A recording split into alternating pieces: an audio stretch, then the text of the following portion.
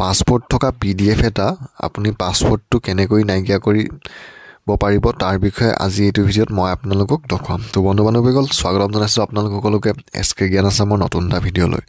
তো আপোনালোকে যদি যিকোনো PDFৰ পাছপোৰ্টটো নাইকিয়া কৰিব খোজে বা PDFটো আপোনালোকে JPG লৈ কনভাৰ্ট কৰিব খোজে তো তাৰ কাৰণে প্ৰথম আপোনালোকে নিজৰ মোবাইলতে ব্ৰাউজাৰটা খুলি সাৰ্চ কৰক PDF টু JPG। তো যেতিয়া আপোনালোকে PDF টু JPG বুলি সাৰ্চ কৰিব আপোনালোকৰ সন্মুখত এনেদৰে আহি যাব। ইয়াত যোনটো প্ৰথম convert PDF to JPG option আহিছে, ইয়াত ৱেবছাইট আহিছে, আপোনালোকে ইয়াত ক্লিক কৰিব আৰু ইয়াত ক্লিক কৰাৰ লগে লগে পিছৰ পেজটো আপোনালোকৰ সন্মুখত এনেদৰে আহি যাব। তো ইয়াত সিলেক্ট PDF ফাইলত আপোনাৰ যোনটো PDF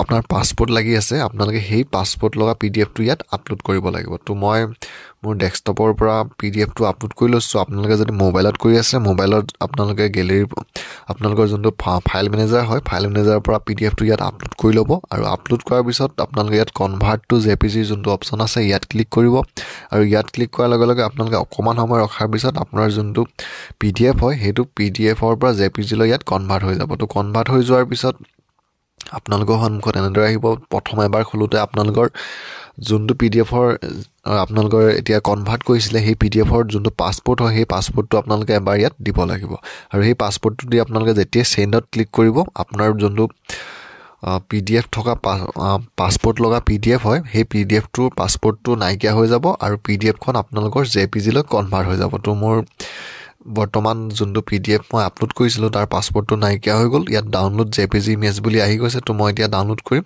তো ডাউনলোড কৰাৰ পিছত ইয়াত দেখিছে মোৰ যোনটো পান কাৰ্ডৰ PDF হয় সেইটো PDFৰ পৰা JPG লৈ কনভাৰ্টো হৈ গ'ল আৰু পাছপোৰ্টটো নাইকিয়া হৈ গ'ল। তো বন্ধু বান্ধৱীসকল আপোনালোকেও এনেদৰে অতি সহজে নিজৰ মোবাইলতে আপোনালোকৰ যদি এনেদৰে পাছপোৰ্ট লগা PDF আছে সেই পাছপোৰ্ট লগা PDFটো আপোনালোকে এবাৰ পাছপোৰ্টটো দিয়ে আপোনালোকে JPG লৈ কনভাৰ্ট কৰিব পাৰিব।